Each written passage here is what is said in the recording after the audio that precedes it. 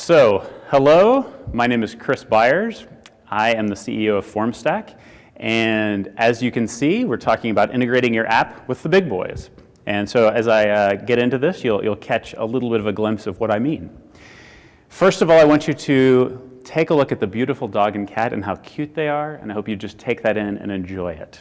It's a good Friday gift for you. So I'm going to give you the 30-second pitch on Formstack and then get on to some more interesting information.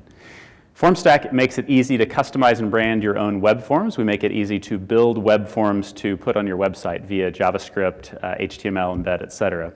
The common uses are event registration, lead generation, order forms, surveys, job applications, and such. And we have thousands of paid users. So this is our team, and we've got a team of about 15 people in, during this trip, we've got 5 of us here, so if you want to stop anybody, you can chat with me, you can chat with a couple of our developers or our lead on support. We're located in the heart of Indiana, and one awesome team member in Krakow, Poland. So, you, sir, why'd you come to this presentation? What did you want to learn?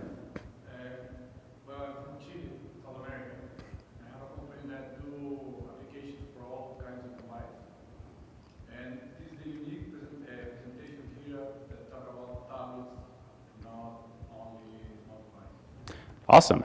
So from Chile and trying to learn a little bit more of how that applies to your company. That's awesome. I'm glad you're here and am always supportive of things global and not just US, so glad you came. So this is our story of how we integrated our product with a company that's 100 times our size. In this case, it was Formstack, and the larger company was Constant Contact. Constant Contact is an email service provider, so you insert your list, send out newsletters on a regular basis for marketing purposes, etc. So this goes back to about a year ago, maybe a little bit more than a year ago, when we did our first integration with them.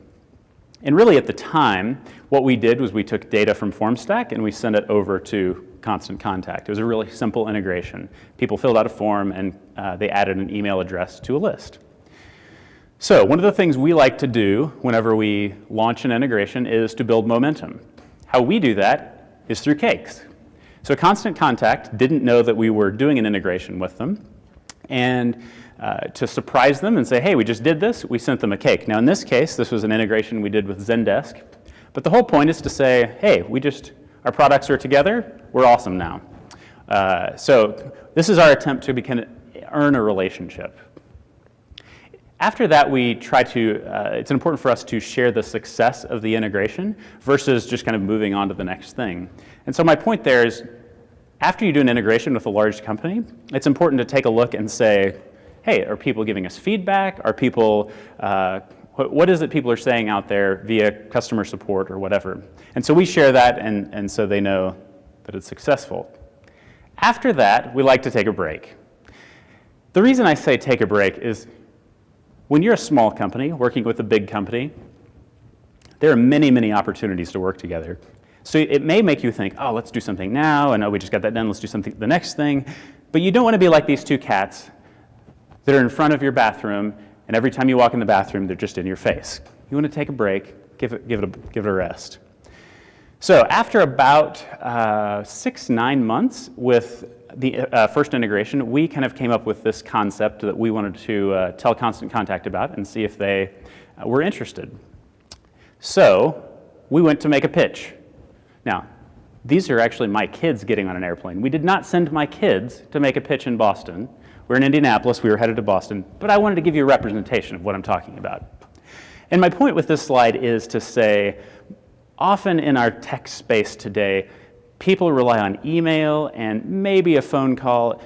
Do you know how valuable it is to get on an airplane, go see someone, actually meet them? That was huge for us in this case. It helped us to build a relationship, and we've actually been to Boston a number of times now and have real relationship with these people. So they took our pitch, they said, awesome, we want to do this. The pitch was basically to put our form builder within the email editor And so this, for us, meant 500,000 paid customers of theirs seeing our product in their system, being able to build a form quickly, insert it back into an email, and all of a sudden a customer could sell something on their newsletter or take a survey or something along those lines. So it's important to understand when you work with a much larger company that you need to match their momentum. So I'm going to stop and give you an economics lesson. Now, mind you, I'm not an economist, and this is kind of what I remember from college. It may be completely wrong. But the point was, back in the Cold War, the USSR was running up against the USA with a missile, both running big missile programs. What happened was the USSR was spending a really, really large percentage of their income on missiles, whereas the US was not. And so we could sustain this for a long time. So the good thing for the USSR was they were able to do this for quite a long time, but eventually it ran out. And so it's important to understand when you're working with somebody much larger what to expect. So what does that mean in this case? So on the left, you've got Formstack. On the right, Constant Contact. So on the left, you see our number of employees in the blue, as compared to, on the right, the blue is Constant Contacts. We've got 15, they've got 988. So if they put many of their resources into this project, we've got to be ready to match that. And so thankfully, on this project, we put almost 100% of our company into the project for a time. It was a couple months, while Constant Contact had probably in the 20-ish number of people too. So if we hadn't done that, if we'd said, oh, let's just have the development team work on this only, we probably would have failed. The other important point is you need to know your place when you're working with a much larger company. And the point is that the green dot is, say, me or you. The red dots are everything else that a large company is working with. What you'll often find at a large company is they have 1,000 fires going on all the time, 1,000 projects. And so it's important to understand that sometimes you need to just step back and say, we may get pushed back a little bit, or need to be patient, even though you can move very quickly. So for us, we had a bit of a toolkit that we used. On the left is a whiteboard. Hopefully everybody out here has a whiteboard. It's an exciting tool, easy to throw your thoughts on, also easy to get a team around and say, hey, here's what we're working on, and let's throw some ideas on the table. On the right, you've got a phone. And I put that on there to say, we all have phones, but it's important to remember a phone is used for phone calls also. And I say that because email is not always the best way to get things done. You can often pick up the phone and you can get something accomplished much faster. The lower left is to represent the fact that this is actually an email chain back and forth between us and Constant Contact. A large company loves email. They do reply all and have 35 people on the email, and so you get these huge chains of email going on.